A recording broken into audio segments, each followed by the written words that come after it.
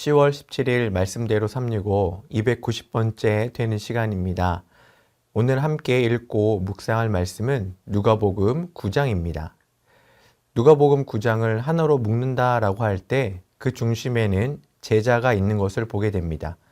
이는 예수님의 제자들이 주인공이 아니라 예수님의 사역은 그 가르침을 통해 자기를 부인하고 날마다 십자가를 지며 주님을 따라 살아가는 제자의 삶에 있는 것입니다. 이러한 9장의 시작은 12제자를 파송하는 장면으로부터 시작되고 있습니다. 제자들은 예수님으로부터 고난을 부여받아 영적인 권위와 능력을 행하고 또 복음을 전하며 각 지역을 다니게 됩니다. 그 사역을 감당함에는 분명한 질서가 있었습니다. 제자들이 해야 할 것과 하지 말아야 할 것이 분명한 것이었습니다. 이것은 사역을 하는 순간만이 아니라 제자로 살아가야 되는 지금 우리의 삶에서도 적용이 되는 것입니다. 즉, 제자된 우리는 주님께서 허락하신 것만을 갖고 활용하면 되는 것이죠. 능력과 권한을 주신 만큼 감당할 때 우리는 우리의 그릇된 가치관과 욕심에서 자유할 수가 있는 것입니다. 이러한 제자들의 소식은 헤롯의 귀에까지 들어가게 됩니다. 그리고 당대의 권력자들은 그들뿐만 아니라 예수님을 두려워하게 되는데 이것은 예수님께서 십자가를 지게 되는 단초가 되기도 합니다. 뿐만 아니라 예수님과 제자들에 대한 소문은 권력자들뿐만 아니라 군중들에게도 퍼져나갔습니다.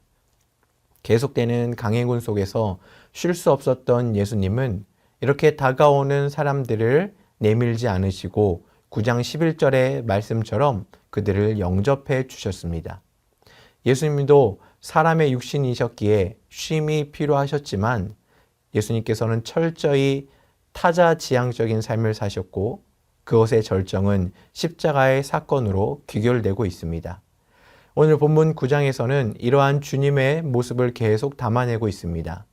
오병이어의 기적과 또 죽음과 부활에 대한 예고, 그리고 회복과 치유, 그리고 주님을 따르는 것에 대해서 말씀해 주시고 권면해 주십니다.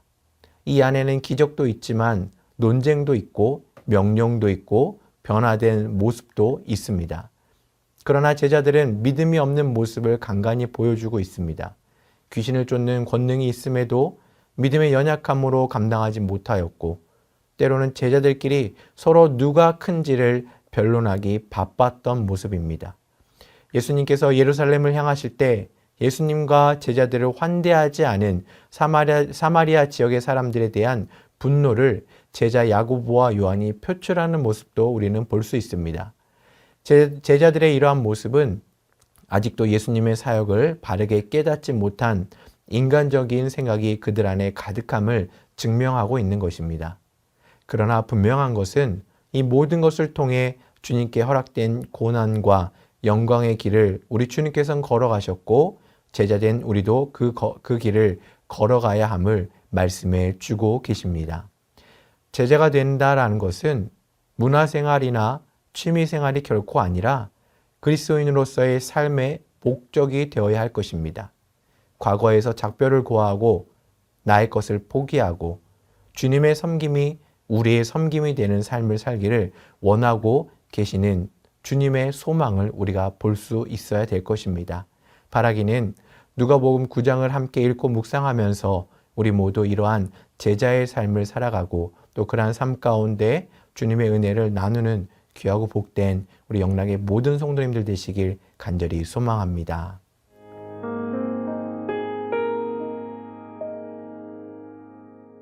(10월 17일) 주일이 되었습니다. 여러분 오늘 하나님 앞에 정성껏 예배하시는 가운데 큰 은혜를 경험하시기를 기원합니다. 오늘 함께 읽으실 말씀은 누가복음 9장 51절입니다. 예수께서 승천하실 기약이 차감해 예루살렘을 향하여 올라가기로 굳게 결심하시고 아멘. 오늘 말씀은 메시아이신 예수님께서 가지셨던 한 가지 굳은 결심을 보여주고 있습니다. 예수님의 결심은 어떤 일이 있더라도 반드시 예루살렘에 올라가겠다 하는 결심이었습니다. 여러분, 굳게 결심하셨다 하는 것이 무엇을 암시해 줍니까? 그렇게까지 결심하시는 이유는 예수님으로 하여금 예루살렘에 올라가지 못하게 만드는 방해 혹은 좋지 않은 분위기들이 있었다는 사실을 암시해 주는 것이죠. 그러니까 아무리 상황이 좋지 않고 예루살렘으로 가는 걸 방해하는 세력이 있다 할지라도 나는 기어코 예루살렘으로 가고야 말겠다. 이런 예수님의 결연한 마음을 보여준다고 하는 것입니다. 그럼 여러분 그 당시 상황이 어땠을까요? 예수님을 가장 속상하게 만들고 흔드는 것은 다름 아닌 제자들이었습니다. 여러분 제자들이 가장 예수님께 도움이 됐어야 되는데 오히려 방해거리가 됐다는 것은 참 이상한 일이죠. 당시 제자들의 모습이 어떠했습니까? 9장 46절 보면 이 제자들은 어처구니 없게도 자기들 12명 중에서 누가 크냐, 누가 위대하냐 이걸 가지고 다투었습니다. 예수님께서는 십자가 가지고 죽으러 가시는데 제자들은 오히려 누가 더 크냐 이렇게 다투고 있으니 얼마나 예수님의 마음에 섭섭함이 들었겠습니까? 또 그들의 자기중심적 태도도 이제 문제가 되었는데요. 9장 49절에 보면 요한이 와서 하는 말이 어떤 사람들이 주님의 이름으로 귀신을 쫓아내는 걸 보고 그렇게 하지 못하도록 금했습니다. 라고 하는 것이었습니다. 아마도 요한은 예수님의 이름으로 귀신을 쫓아내는 것은 예수님의 제자들인 자신들이나 할 수 있는 특권이고 다른 사람은 해서는 안 된다고 생각을 했던 것 같습니다. 얼마나 자기중심적입니까? 이것도 또한 예수님을 섭섭하게 했는데 예수님께서는 누구든지 예수님의 이름으로 귀신을 쫓아내는 것을 금해서는 안 된다고 말씀을 하셨습니다.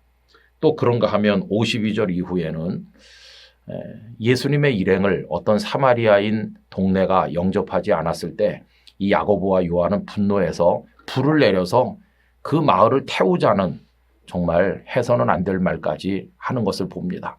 이들은 자기들의 감정, 분노도 조절할 수 없을 만큼 미성숙한 상태에 있었던 것이죠. 여러분, 예수님은 지금 십자가를 위해서 예루살렘으로 가시려고 굳게 결심하고 계신 상황인데 제자들은 철없는 어린아이처럼 누가 더 크냐 이런 거 가지고 다투고 자기들만이 무슨 특권을 가진 양 생각을 하고 그리고 엉뚱한 사람들에게 분노를 표현하고 있으니 예수님 얼마나 답답하셨겠어요. 마치 어머니는 가난한 살림을 살아내려고 애를 쓰고 있는데 철없는 자식들은 막 비싼 것을 사달라고 떼를 쓰는 것과 비슷하죠. 그런 철없는 자녀들을 볼 때 어머니 마음이 얼마나 답답하겠어요. 아마 예수님의 마음도 그랬으리라고 생각합니다. 자, 그러나 보세요.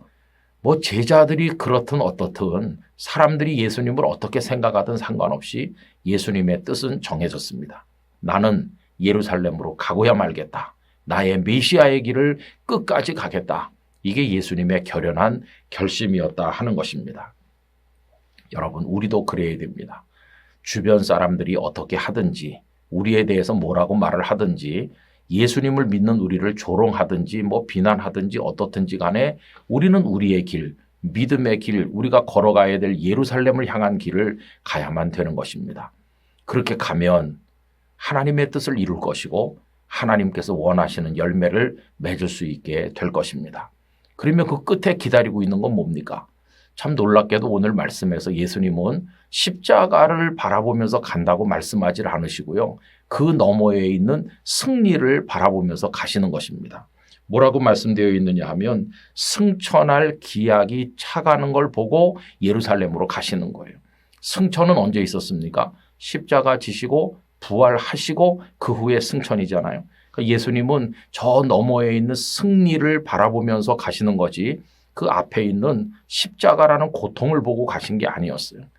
십자가가 있지만 그 너머에 마지막 승리가 있음을 예수님은 바라보시면서 그 예루살렘을 향한 길을 걸으셨는데 그 길은 고난의 길이기도 했지만 예수님은 고난 너머에 있는 영광을 바라보면서 걸어가셨다는 것을 알게 됩니다. 여러분, 그리스도인으로 사는 것은 당장은 고난이고 어려울 수도 있어요. 사람들이 욕하고 비난할 수도 있어요. 우리를 흔들 수도 있어요. 그러나 굳게 결심하고 우리 믿음의 길을 곧장 걸어가면 마지막 승리가 우리의 몫이 될 것입니다. 흔들림 없이 끝까지 나아가는 우리 모두가 되기를 진심으로 부탁드립니다. 아버지 하나님, 주변 환경이나 상황이나 사람들의 반응이나 또 분위기가 어떠하든지에 상관없이 저희들은 믿음의 길을 의연히 걸어 끝까지 전진하게 하여 주시옵소서. 원하옵건대 눈앞에 있는 당장의 고난을 바라보며 좌절하는 것이 아니라 그 너머에 있는 영광과 승리를 바라보며 나아가는 믿음을 허락해 주시옵소서. 예수님의 이름으로 기도 올리옵나이다.